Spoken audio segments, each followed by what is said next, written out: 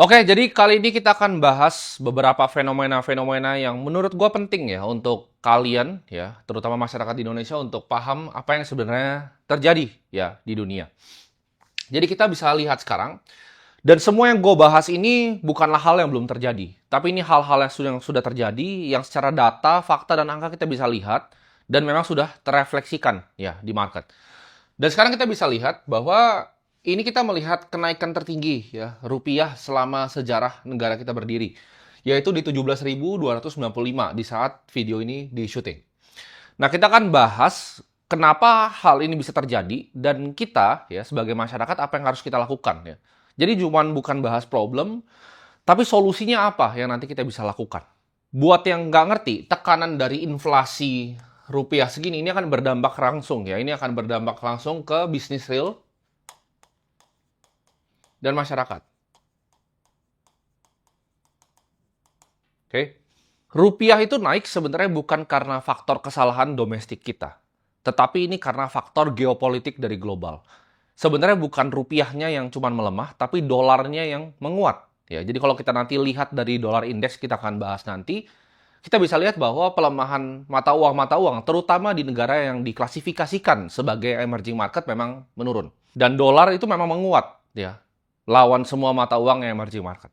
Jadi ada faktor-faktornya ya, kita akan bahas di sini. Faktor yang pertama itu geopolitik yang tidak stabil ya. Kita bisa lihat dua adalah harga minyak. Karena di Indonesia kita adalah negara pengimpor minyak ya di sini. Ketiga, rupiah naik itu karena kita bisa lihat ada kebijakan ya. Kebijakan suku bunga di US Fed ya. Ini kita akan bahas satu-satu. Dan yang keempat, itu ada capital outflow.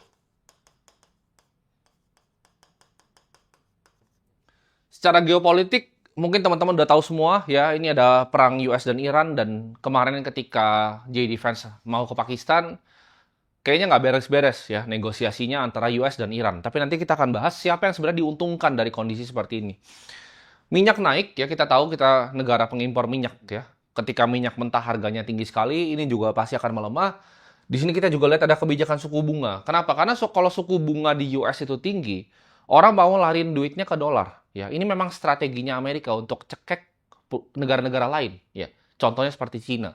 Dan yang keempat adalah capital outflow dari negara kita sendiri. Kenapa? Karena banyak kalau ini gue baca dari riset-riset dan data-data investor global, mereka itu takut akan defisit APBN kita yang menurut mereka itu bisa sampai 2,9%. Jadi orang takut ya taruh uang di Indonesia dan mereka keluarin uangnya ketika kebijakan suku bunga US itu masih naik, orang akan taruh duitnya di safe haven yaitu US dollar ya, global reserve currency. Nah, kita bisa lihat di sini ya. Jadi kalian bisa baca Iran latest, Trump has no time frame to end war. Ini kunci penting ya yang keluar dari mulutnya Donald Trump. No time frame itu artinya apa? Mereka nggak punya batasan waktu ya. Mereka bisa melakukan perang ini selama mungkin. Karena kan gue udah bilang dari video-video sebelumnya, yaitu di 2026 budgetnya itu kita kan sekitar 1 triliun ya. Itu akan naik gitu, sampai 1,5. Jadi mereka secara military industrial kompleks, mereka tidak punya agenda untuk menghentikan perang ini secepat mungkin ya. Jadi peace talks ini sandiwara menurut gua. Ketika dia ngomong jelas-jelas dia nggak punya time frame untuk menyelesaikan perang, karena nanti kita akan lihat ya, ada 3 negara yang diuntungkan dari terjadinya semua kekacauan ini. Dan kita sebagai warga negara Indonesia, menurut gue kita harus pintar, kita harus cermati, ya nggak cuman baca berita tuh, cuman ngerasa ditakut-takutin sama berita, tapi kita harus lihat fakta yang ada. No time frame ini artinya apa? Ini adalah war of attrition. Ya, jadi ini akan game perang yang panjang. Ini gue dapatkan dari riset di Bridgewater juga, hedge fund-nya Ray Dalio. Ray Dalio tuh bilang bahwa buat yang ngira ini perang ini akan cepat selesainya, itu salah ya. Perang ini akan lama karena berdasarkan data historis yang mereka tarik selama 500 tahun tim riset dari Bridgewater, mereka tidak melihat bahwa perang ini akan selesai dengan cepat. Dan sama seperti gua. Ya ini pandangan opini pribadi gua, perang ini nggak selesai secara cepat. Tapi akibatnya apa? Kalau perang ini nggak selesai secara cepat. Kita akan lihat nanti harga minyak mentah Brent itu akan naik terus ya. Ini kalau teman-teman lihat ya, ini komoditas dari Brent ya, ini minyak mentah, crude oil, ini terakhir kita di saat video ini gue syuting ini di harga 103 ya teman-teman.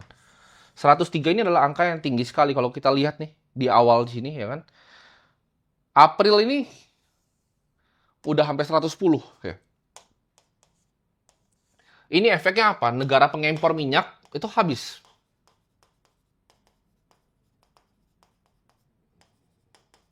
Dan dari sini, ini negara apa aja sih yang diuntungin? Kalau kita lihat top 3 yang paling besar, ya, itu ada 3 negara yang untung. Satu Rusia, Amerika,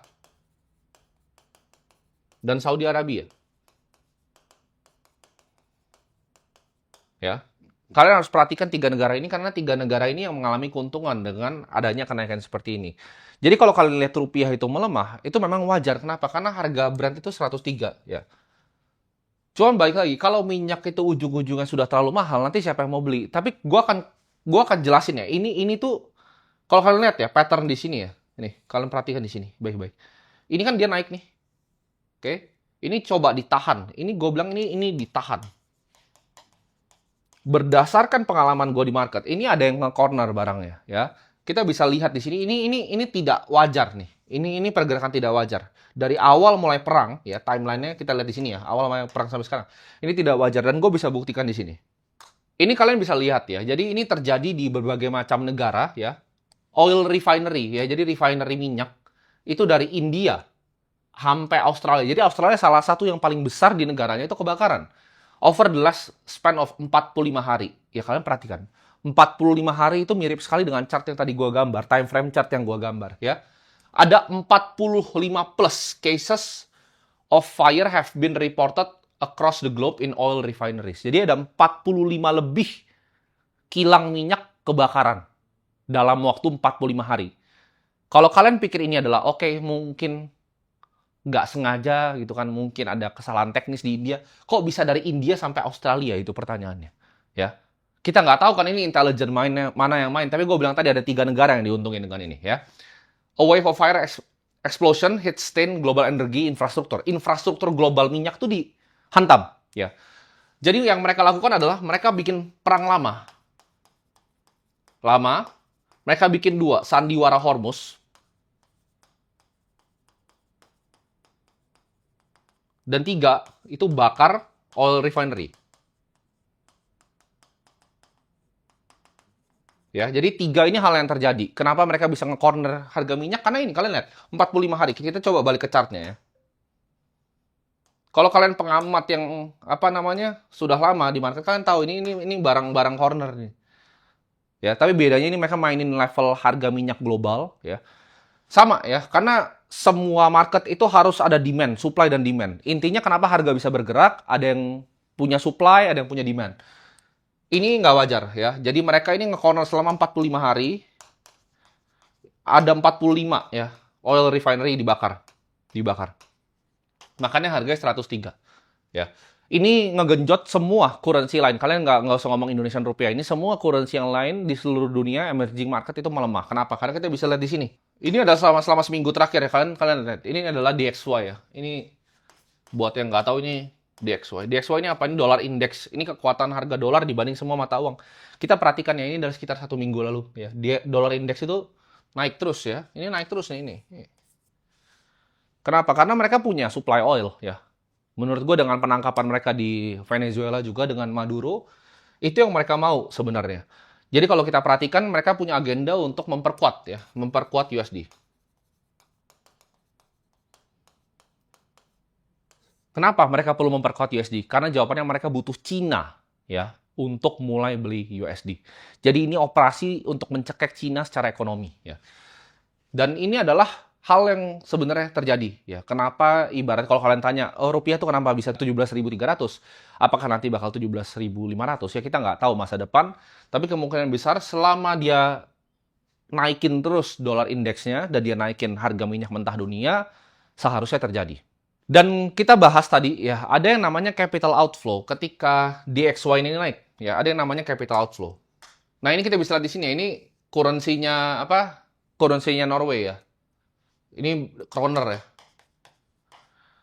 Jadi kalau kita mau ngomong smart money, orang yang paling pintar berinvestasi itu pasti biasanya sovereign wealth fund, yaitu dana pensiunnya negara-negara besar. Yang paling besar adalah punyanya Norges Bank. Jadi kita bisa lihat nih smart money itu ngocornya kemana ya. Ini investasi dia kita klasifikasikan khusus di satu negara, itu di Indonesia.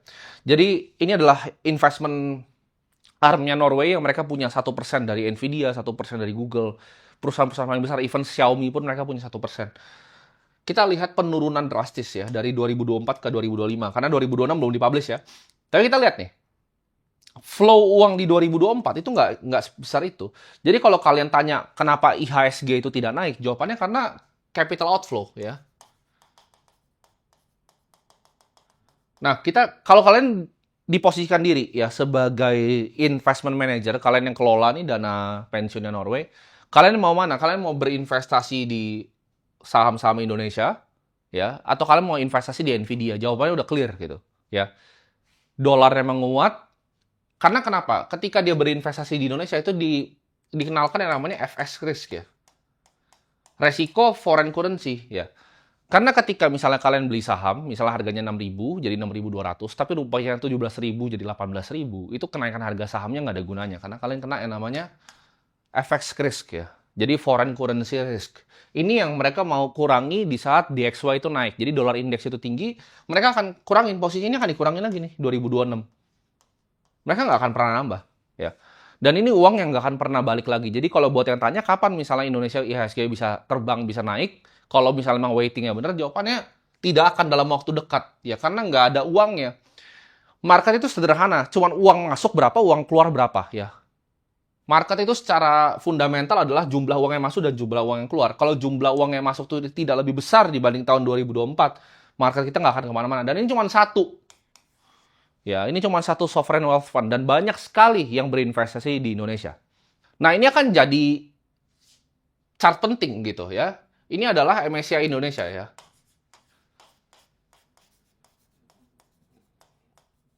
Kenapa ini penting? Karena ini adalah benchmark yang dipakai sama para passive fund ya. Jadi kalau fund-fund seperti Edo, ini punya BlackRock ya, fund pasif. Itu invest di Indonesia berdasarkan ini ya. Tapi kalau kita lihat ini dari Maret 2011 sampai sekarang Maret 2026, kalian lihat deh, nilainya ini dari 100 jadi 56. Lu sebagai investor asing, lu mau nggak beli ETF Edo ini, ETF? Ini kan pertanyaan besar nih, ya. Apakah lu mau gitu loh? Ini since 10 tahun, returnnya segini. Sedangkan kalau kalian lihat di sini, ini ACWI ini all world ya. Oke, ini emerging market, ini emerging market. Jadi kalau ETF ini ada namanya ACWI, ini ada EEM nih. Kalian pilih mana, investasi ini kah? Ini atau ini? At least di sini itu masih ada perusahaan-perusahaan develop. Ini nggak jadi barang yang menarik gitu ya. Dibandingin kalian lihat annualized return-nya 5,26, 9,20. Lu aja gua tahu lu pilih yang mana? Ini atau ini? Ya. Jawabannya pasti pilih yang ini. Dan sama ya seperti Norges Bank dan semuanya, mereka akan rebalance karena dunia ini udah shifting dari active management ke passive fund management. Jadi nggak banyak lagi yang mau active management. Dan kalau mau pasif, dia mau exposure Indo, dia beli Edo. Nah, tapi pertanyaannya, ini outflow terus nih, outflow. Dibuang. Kan? Kalau lu beli all world, itu mungkin lu 6% lu dapat Nvidia. Ya kan, lu dapat Microsoft. Nah, kalau lu beli ini ya, lu dapat BCA, lu dapat Mandiri, lu dapat BRI, lu dapat Telkom. Nah, lu pilih yang mana gitu? Nvidia, Microsoft, atau ini? Jawabannya pasti lu pilih yang ini, kalau lu jadi investor yang asing. Karena lu nggak bisa ngambil tadi FX risk-nya. Terlalu besar, dan dia dari tahun 2011 sampai sekarang. Jadi kalau kalian lihat real pasar Indonesia dari USD ya, kita ngomong dari segi USD, itu nggak kemana-mana selama 2011. Ya, ini realita yang terjadi. Nah, kalau kita bisa lihat, ya, ini indeks dunia ini seperti ini ya. Ini basket yang bisa dipilih top 10 konstituennya. Ini AI, kan Apple, Microsoft, Amazon, Alphabet, Google, Broadcom itu bikin AI juga, Taiwan Semiconductor, Meta, Tesla. Lu pilih ini atau yang tadi gue sebut, ya. Jawabannya sekarang tuh dikuasain sama beberapa sektor, yaitu infotech, ya, kalau kalian perhatikan di sini, ya. Infotech tuh dominan banget, ya, dan kalau kita ngomong all world index, US itu punya sekitar lebih dari 60%, ya. Jadi kalau kalian lihat negara lain seperti Jepang, seperti apa namanya, Kanada, kalian lihat Europe, kalian mau ngomongin Taiwan, itu semuanya tuh kecil ya. Biasanya cuma 1-5% negara-negara yang lain untuk rebalance di segi dunia. Jadi uang itu larinya kemana? Uang itu lari ke sini. Nah, tapi apakah ini kesalahan negara-negara berkembang? Jawabannya enggak ya. Karena AI itu memang teknologi yang sekali dalam kita ngomongnya umat manusia 5.000 tahun kali ya. Ini memang teknologi yang sangat mengubah trajektori manusia. Jadi uang yang tadinya mereka biasa invest, misalnya contoh di Brazil, mereka nggak mau. Kalian lihat perusahaan-perusahaan Korea yang besar, semuanya pivot ya. Mau dari Samsung, SK, Hynix, itu semuanya akan ke AI ya. Jadi AI ini akan makan semua duit di capital market. Semuanya akan masuk ke intelligence. Nah, dampaknya apa sebenarnya dari pelemahan-pelemahan ini? Kita sebut tadi capital outflow, segala macam. Dampaknya apa? Ini kita bisa sebutnya dengan namanya ripple effect ya di sini ya. Jadi ripple effect-nya ini apa? Kalian bisa perhatikan ya. Beberapa chemical itu di squeeze ya. Mau helium, metanol, kalau kalian lihat sulfur itu plus 50% ya. Kalian nggak usah jauh-jauh. Kalian nggak usah yang kalian nggak ngerti plastik aja, kalau coba lu beli deh plastik gitu. Biasa beli bubble wrap roll, coba beli sekarang harganya berapa? Karena itu barang impor semua. Jadi ketika harga-harga chemical seperti ini ya, ini kalian lihat kena semua ya. Semua kena ya. Semua bahan kimia itu kena ya. Yang dipakai di manufaktur tuh kena semua. Jadi ini akan inflasi yang kelihatannya dikit ya. Jadi kalian kira, oh ini nggak ada apa-apa nih. Terus barang mahal banget semua ini. Ya kira-kira kayak gitu. Nah, ini yang kita harus siapkan ya sebagai warga Indonesia. Ini akan melemahkan apa ya? Satu, ini akan melemahkan importir ya. Yang bahan bakunya dari luar negeri. Ya, ini akan sangat melemahkan mereka. Karena gue bilang tadi, ini barang-barang bakunya mau dari kimia sama barang-barang yang lain itu semuanya akan naik. Ini kita akan juga bisa lihat ya, ini yang selalu gue warning dulu, kelas menengah dengan yang punya banyak cicilan itu akan tertekan. Ya, jadi dari ini pelaku usaha juga akan tertekan ya. Importir mau pelaku usaha, ini orang yang punya cicilan. Karena nanti menurut gua ya, menurut pandangan awam gua, ketika rupiah kayak begini, caranya intervensi BI itu paling cuma satu, ya, yaitu naikin suku bunga. Tapi di saat itu terjadi, orang yang punya cicilan ini kena tekan. Ya. Jadi importir kena, pelaku usaha kena, orang yang punya cicilan itu kena. Jadi makanya kita harus persiapkan diri kita secara finansial, gimana caranya kita menghadapi badai ini di 2026. Karena banyak yang nggak sadar, nanti dalam waktu yang sangat cepat, ini barang-barang di sekitar kita ini inflasi ya kita gue sebutnya. Jadi inflasi ini akan naik cepat sekali ketika orang itu nggak sadar, ya. Sekarang kita akan bahas ya. Kita tahu nih yang terjadi secara geopolitik seperti ini, perangnya akan panjang, harga minyak itu di corner, ini APBN kita ada kemungkinan untuk defisit, rupiah ada kemungkinan ke 17.500. Apa yang harus kita lakukan ya? Jawaban yang pertama ya, kita harus kencangkan ikat pinggang ya. Gue selalu bilang ini penting ya, dana darurat. Untuk di kondisi seperti ini, gue sarankan itu 6 bulan ya. Dari penghasilan. Ini penting nih kata-kata penghasilan, karena ini bukan pengeluaran ya. Kalau contoh, lu punya gaji 10 juta, pengeluaran itu 5 juta. Orang biasanya kan sisa 5 juta ya. Dana daruratnya berapa? Berarti misalnya 30 juta. Bukan seperti ini ya. Ini dari pengeluaran, tapi gue sarankan dari penghasilan. Jadi kalau dari gaji 10 juta, dana darurat lu harusnya 60 juta ya. Dana darurat itu harusnya 60 juta. Ini yang harus kalian kumpulin sekarang ya. Ini bisa dilakukan dengan kalian pencatatan pengeluaran. Ibaratnya kalian kencangin ikat pinggang.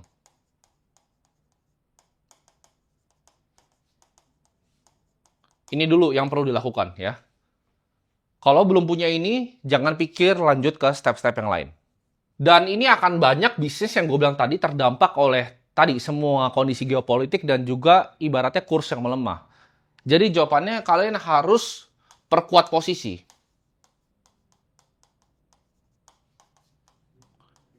Maksudnya apa? Perkuat posisi di pekerjaan kalian supaya kalian menghindari PHK.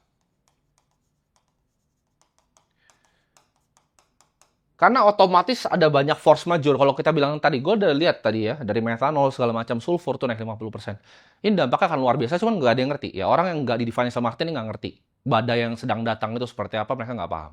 Ini akan datangnya tiba-tiba dan datangnya cepat.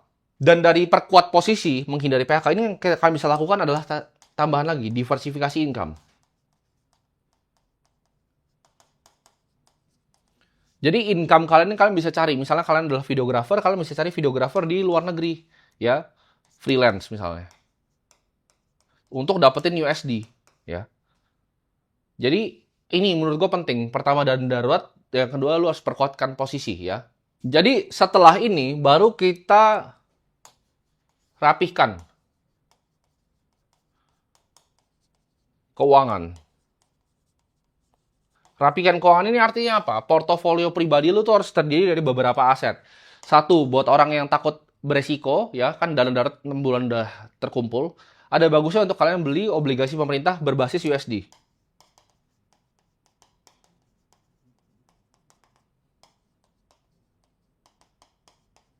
Contohnya adalah Indon atau Indois.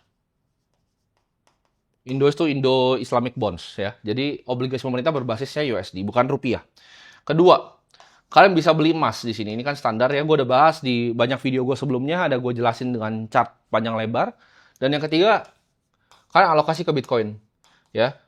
Karena waktu itu kalau kalian bisa balik ke video gue bilang ini adalah aset yang paling resilient terhadap konflik geopolitik dalam waktu 10 hari. Sekarang harganya sudah di 78.000. Ya. Sesuai persis dengan data yang gue kasih dari BlackRock.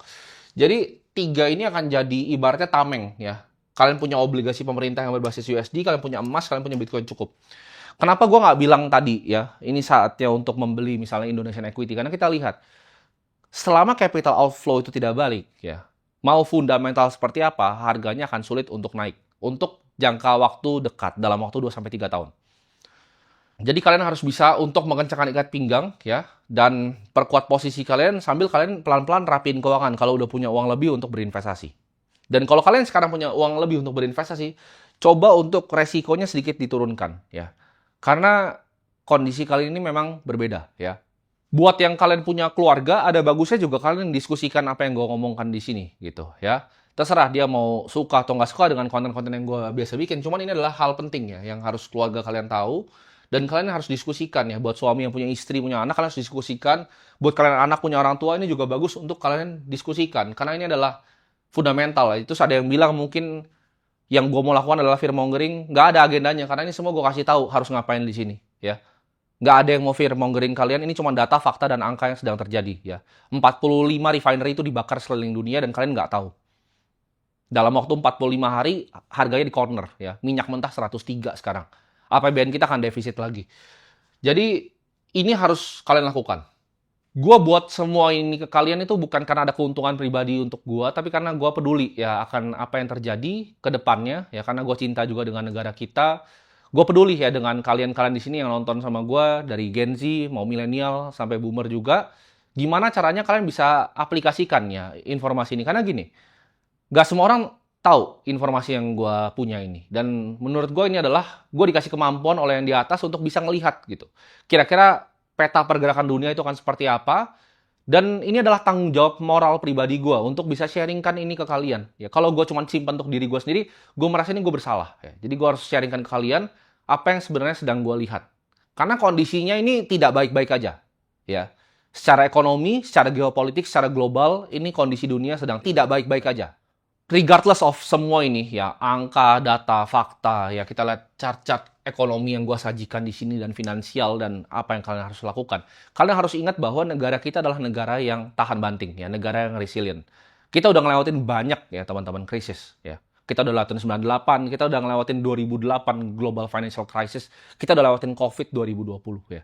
Sudah banyak sekali krisis ibaratnya finansial yang dilalui oleh negara kita dan buktinya kita masih di sini baik-baik saja. Jadi yang terpenting juga kita mikir untuk bagaimana caranya kita sebagai warga Indonesia itu saling jaga ya, saling gotong royong untuk melihat gitu, diingatkan teman-temannya. Jadi kalau buat yang mereka belum punya dana darurat, coba kalian obrolin gitu. Kalau punya keluarga, coba musyawarah untuk dibahas ya. Jadi ini adalah hal penting yang gua rasa semua masyarakat Indonesia perlu tahu.